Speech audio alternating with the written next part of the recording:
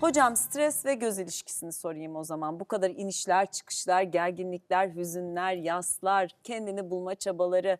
Bu bir gerçekten mesai. Hı. Bu sadece zihnimizi yoruyor olmamalı.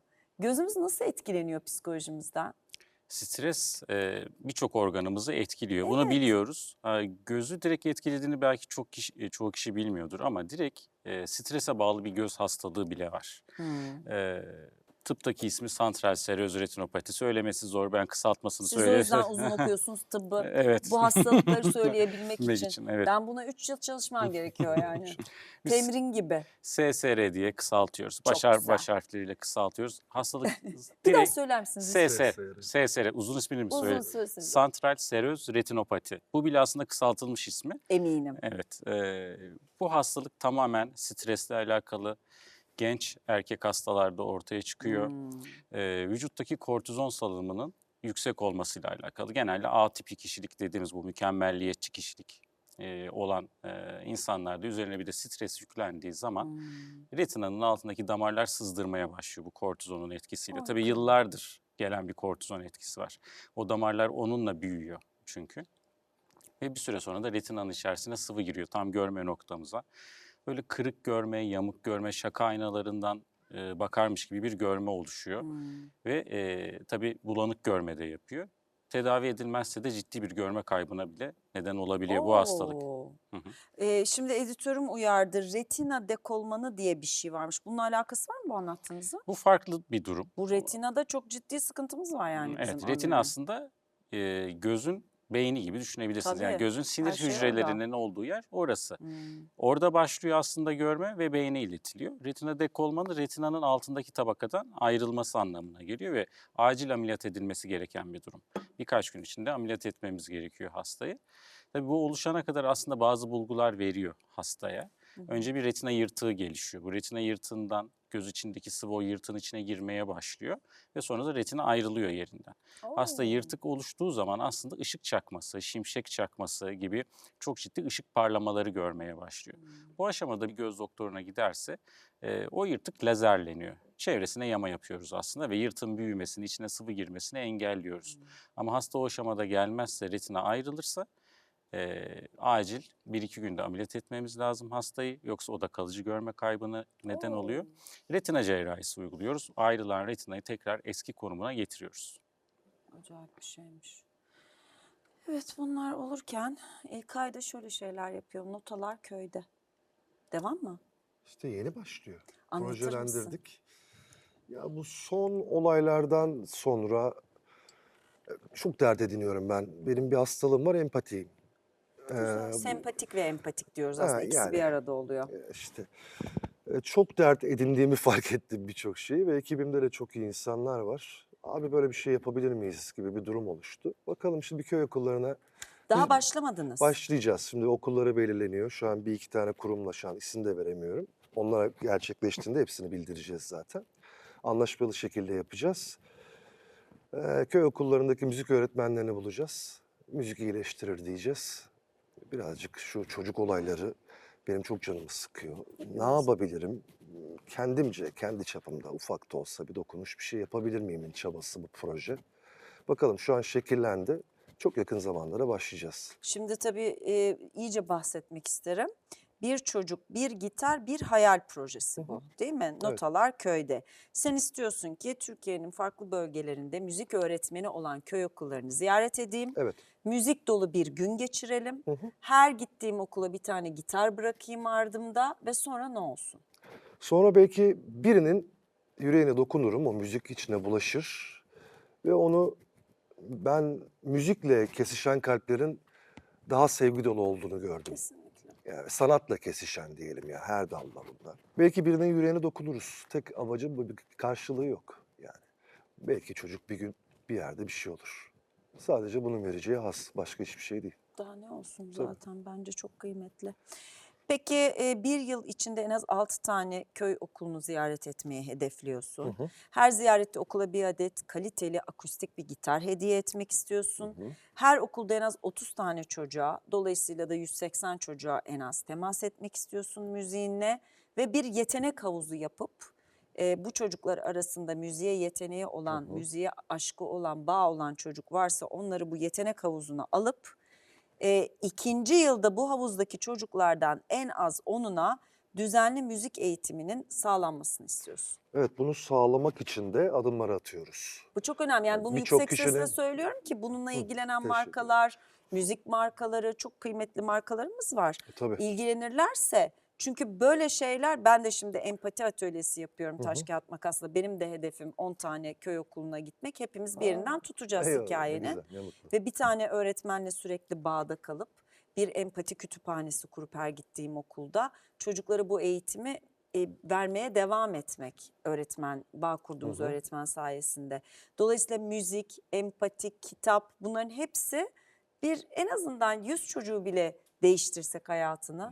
Muhteşem Yüzde bir şey bile değil, olmaz yani mı? bir çocuk Bir bile çocuk bile. değişse Biz hedefi yani büyük tutuyoruz. tabii Sen de yani 180 çocuk, bende de en az 100 çocuk hedef. keşke. Giray Beyciğim, şunu öğrenmek istiyorum. Her sağlık sektöründe dönemsel talepler oluyor ve dönemsel tespitler, tanılar oluyor.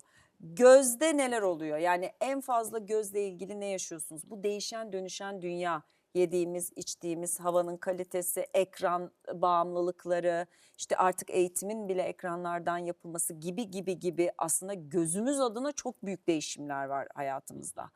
Ne tanılar çoğaldı, nelere özen göstermiyoruz, ne konuda bize dikkat çekmek istersiniz? Miyopi salgınının içindeyiz şu an. Miyopi, Miyopi, uzağa görme bozukluğu evet. salgınının içindeyiz. Bunun sebebi tabii ki dijital ekranlar. Tabii dijital ekranlardan önce de insanın kitap okumaya başlamasıyla, ders çalışmaya başlamasıyla, yakınla ilişkisinin artmasıyla başlıyor miyopinin artışı.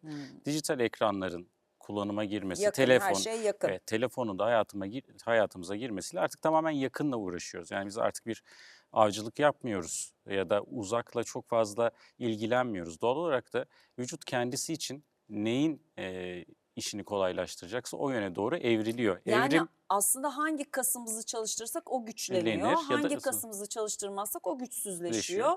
Uzak görümüzü kaybettik, her şey yakın ve ekran olduğu için biz artık uzak görümüzün yeteneğini hafiflettik ve azalttık. Evet, uzağı kötü görenler, yani miyoplar, uzağı bozuk olanlar yakını tam tersi daha iyi gördükleri için bu onlar için aslında bir avantaj oluyor. Vücut kendisi için avantaj olanı evrim lehine kendisine almaya başlıyor ve her yeni nesil kendi anne babasına göre daha miyop geliyor.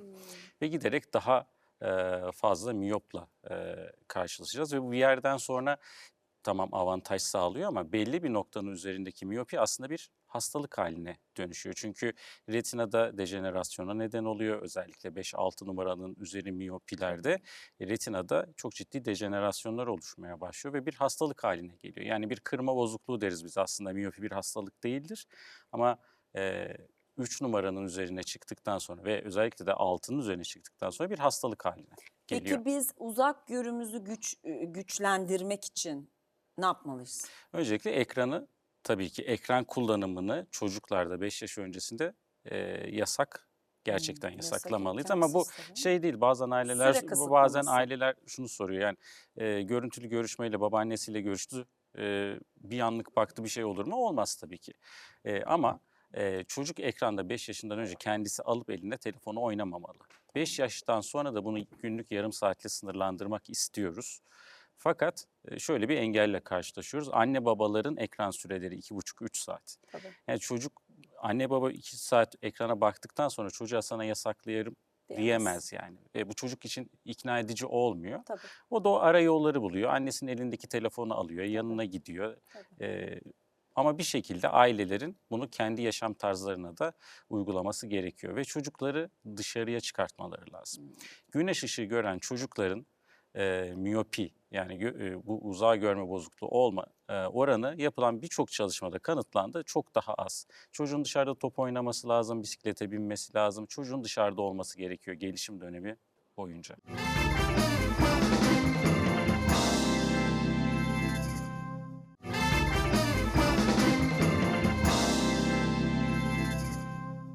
İlkay, Buyurunuz. ilk 3 planını söyle, çatlayacağım. Duramayacağım diyorsun, yapacaklarım var diyorsun ya. İlk 3 haberi ver bana. Şu an çok uzun zamandır artık yapılmayan bir durum var. canlı kayıtlar alınmıyor Evet. stüdyolarda. Aa, Yapay zeka her yere girmiş çıkmış. Artık ondan önce de zaten kanal sistemi devam ediyordu. Şu an capcanlı bir albüm kaydediyoruz. Bütün müzisyenler hepimiz bir araya geldik. Çok da özel, güzel bir sound yarattığımızı düşünüyorum. Hatta atarım sana önceden de. çok isterim, merak ettim. İşte bunca yılın birikimi müzikal olarak da çıkıyor, vücuttan akıyor dedim ya, gelişim Gelmez mi? geldi. Yani bir şekilde geldi, bir hissiyat geldi. Ve çok güzel bir ekip toplandık ve bunlar çok yardımcı oluyor bana. Şahane bir şey çıkacak. Yani en azından beni çok mutlu edecek. Yıllar sonra da dinleneceğini düşündüğüm bir iş çıkacak. Artık sahneden inmek gibi bir Niyetin yok. niyetim yok. Yaşasın. Çünkü ben mutluyum orada, çok mutluyum. Yani benim işte hayattaki en büyük haz eşiği nedir? İşte sahnenin tadını aldığım için başka hiçbir şeyi belki o kadar mutlu edemedi beni bugüne kadar. Ve hayatta en çok özlediğim şey şu an sahne. Konserler ve insanların şarkılarımı ezbere söylemesi. Bak şükür insan ne istediğini biliyor ya, bu çok güzel bir Ama an. çok geç de olsa öğreniyoruz. Geç olsun güç Ha, olmasın. tabii. Bir de daha gençsin. Ha, Olur. vallahi mi? Hepsi olur tabii Teşekkür ki. ederim. Çok teşekkür ediyorum teşekkür katıldığınız ederim. için. Bir kere şahane bir motivasyon aldım sevgili İlkay'dan. Demek ki yapacaklarımızı bulmak, o diplerden çıkmalar, yastan çıkmalar, yasla birlikte büyümek, gelişmek ve özlediklerini hatırlamak. İşte başınıza gelenlerden çıkardığınız dersler ve ondan sonra aldığınız yol. Hep diyorum ya, ayağımız taşa takılacak. Düşeceğiz ama nasıl kalkacağız? O kalkışın içinde büyük bir sanat var. O yüzden önemli. Göz kontrolüne gidiyoruz. Geç olmadan ve ekran sürelerini kısıtlıyoruz. Bence de çok kıymetli. Şahane şeyler öğrendim. Çok teşekkür ederim. Bir başka bambaşka sohbetlerde tekrar bir arada olacağız. Hoşçakalın.